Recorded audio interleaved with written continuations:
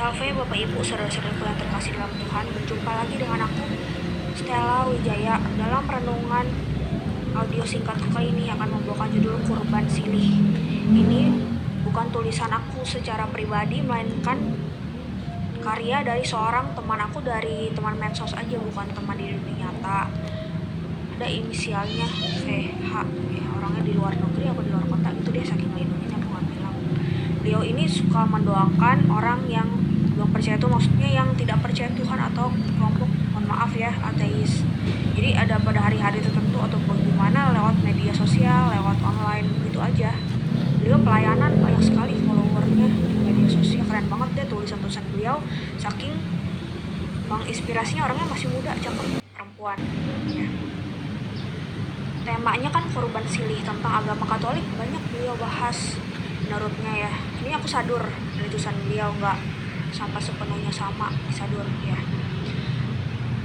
Demikianlah renungan beliau ini, VH ya, menuturkan mempersembahkan kurban silih tidak harus dengan cara berpuasa ataupun menyakiti diri sendiri, berdoa terus-menerus selama berjam-jam. Dan juga tidak selalu harus berupa tindakan heroik yang lainnya. Hal semacam demikian itu bagus, tapi tidak semua orang diberi kemampuan untuk dapat bisa melakukannya. Kita dapat juga loh mempersembahkan kurban silih yang kita alami setiap hari-harinya. Contohnya kurban silih yang berarti dari hal yang sederhana, tapi bisa tergolong bernilai yang tinggi bila kita mempersembahkan kegiatan-kegiatan atau hal tersebut dengan cinta kasih penuh, kasih agape. Tuhan justru melihat besarnya cinta kasih kita itu dengan cara mempersembahkan korban silih. Itu bukan besarnya dari penderitaan itu, bukan seberapa banyak kita menderita atau kejadian yang menimpa kita itu, tapi sebenarnya penderitaan tanda petik yang kita alami sehari-hari yang tidak bisa dihindari itu hanyalah sarana untuk menumbuhkan cinta kasih kita, semakin berkembang lagi imannya, semakin berjuang lagi dan mendekatkan diri pada Tuhan ya.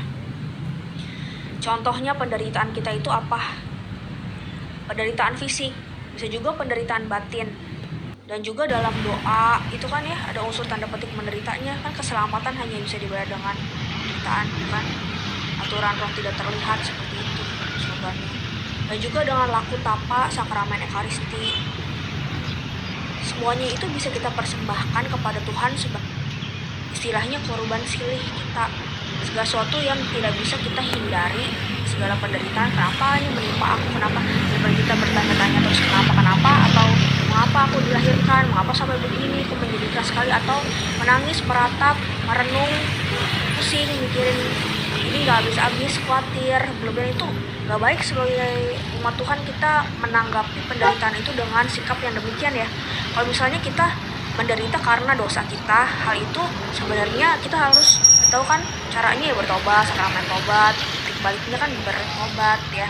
Tapi kalau penderitaan yang kita alami karena pelayanan, karena mempertahankan iman, karena mengabdi kepada Tuhan, itu tidak bisa dihindarkan. Misalnya di luar kendali kita, hal-hal ekstrem itu bisa kita terima dengan sabar. Tapi bukannya mau lagi dong menderita, nantangin lagi, tambahin lagi pencobaan apa itu, nggak bisa kayak gitu ya.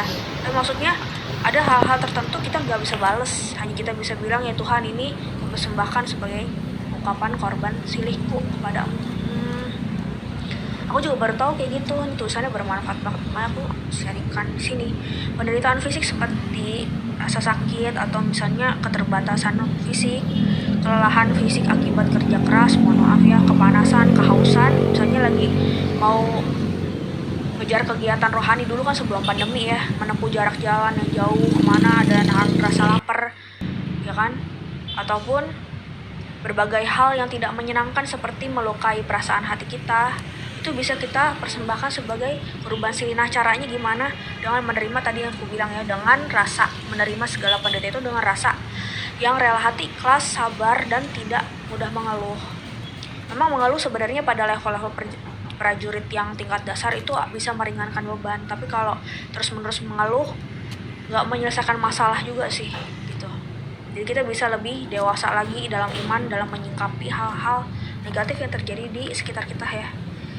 bisa kita doa, Tuhan terimalah penderitaanku akibat titik misalnya sakit ini, kelelahan ini, dan seterusnya, sebagai korban, ungkapan korban silihku demi pengampunan dosa bagi titik misalnya jiwa-jiwa, siapa-siapa namanya, leluhur kita atau diri kita sendiri atau seseorang, dan sebagainya.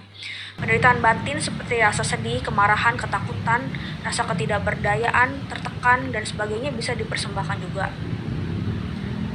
Contohnya yang lain, bencana alam, kecelakaan, penyakit, kesulitan ekonomi, ataupun yang disebabkan oleh kejahatan orang lain terhadap kita, aniaya, perampokan, pembunuhan, fitnah, caci maki, ketidakadilan, perlakuan kasar, diskriminasi, dan sebagainya.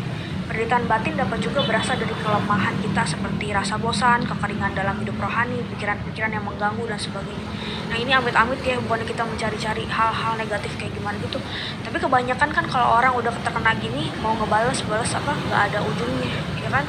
Sebenarnya kan ada yang bisa ditempuh jalur hukum, tapi amit-amit misalnya gitu, mohon maaf, nggak memuaskan, kita mau naik banding sampai ke berapa, gimana juga ya. Nah, itu ada Tuhan yang mengatur segala sesuatunya, ada konsekuensi terhadap dosa, jadi kita percaya kepada Tuhan, bukan kita mau memerintahkan Tuhan doa biar dia dibalas deh secepatnya bagaimana gitu kan ya. Sebenarnya itu kan bukan yang bijaksananya seperti itu, tapi kan kecenderungan manusia kan merasa tidak terima itu. Nah ini aku juga baru belajar, jadinya istilahnya kalau kita bisa lebih ikhlas lagi, itu dibilangnya korban silih kita, amal kasih kita atau amal ibadah kita di mata Tuhan kan pahalanya meningkat ya. Sama seperti penderitaan fisik, semua penderitaan batin ini dapat kita persembahkan dengan penuh cinta kasih agape kepada Tuhan dan menjadi persembahan korban yang harum bagi Tuhan. Doa apapun yang dipanjatkan dengan sepenuh hati, dengan kasih yang murni, akan selalu menjadi korban silih yang menyenangkan hati Tuhan. Kapanpun, dimanapun kita dapat mempersembahkan doa silih ini. Namun lebih berdaya guna bila kita dapat mempersembahkan doa silih pada jam apakah kalian semua ingat ya, itu dia jam kerahiman Tuhan, saat dimana pintu kerahiman Tuhan terbuka lebar-lebar. Juga lebih berdaya guna jika diikutkan dalam ritual, digabungkan dalam ritual gereja Katolik, yaitu doa koron kerahiman ilahi, doa yang powerful sekali jam 3 setiap harinya itu ya, jam 3 sore ya kan. Sebenarnya lebih baiknya jam 3 sore untuk memperingati kematian Tuhan, sekarang jamnya untuk hari Jumat ya. Sejarahnya demikian. Laku tapa, apakah pernah ingat tentang istilah ini? Laku tapa adalah tindakan pengosongan diri tanda petik terhadap kesenangan duniawi, keinginan mata, keinginan daging, dan keangkuhan hidup. Laku tapa yang dilakukan dengan penuh cinta dipersembahkan kepada Yesus sungguh merupakan korban silih yang indah. Laku tapa dapat berupa puasa, pantang, meditasi, kontemplasi, kemurnian, kemiskinan, ketaatan, kedisiplinan, kerajinan, dan sebagainya. Dan juga yang terakhir ya, tentang ekaristi, sakramen ekaristi, komuni itu ya, misa juga merupakan korban silih yang ditulis di KGK 1414, Katekismus Gereja Katolik ya. Ekaristi dipersembahkan untuk pengampunan dosa orang-orang yang hidup yang telah berpulang ke surga, yang telah meninggal ya. Ikut serta kita nih secara online juga, misa online juga terhitung, komuni batin juga termasuk kita ikut serta dalam korban silih yang dilakukan oleh Tuhan Yesus dengan tubuh dan darahnya. Nah itu. Ini sebenarnya kekayaan gereja Katolik, ilmu materi tentang korban silih ini indah sekali kalau kita renungkan dalam meditasi sehari-hari ya. Ini kan kalau misalnya kita dengar kayak gini kurang bisa kita pikirkan, kita pelan-pelan bisa memikirkan. Aku juga sendiri sangat suka sekali dengan manfaat tulisannya ini. Jadi kadang-kala aku juga kalau merasa ada begini begitu, oh iya ya, ini termasuk korban silih dengan berusaha sekali tidak melawan dan tidak membalas ya. Demikianlah kejahatan orang yang kepada kita, maksudnya membalasnya. Demikianlah renungan dari teman aku di media sosial ini, semoga berkenan di hati kita. Terima kasih banyak sudah mendengarkan. Berkah dalam nama Bapa dan Putra dan Roh Kudus, amin.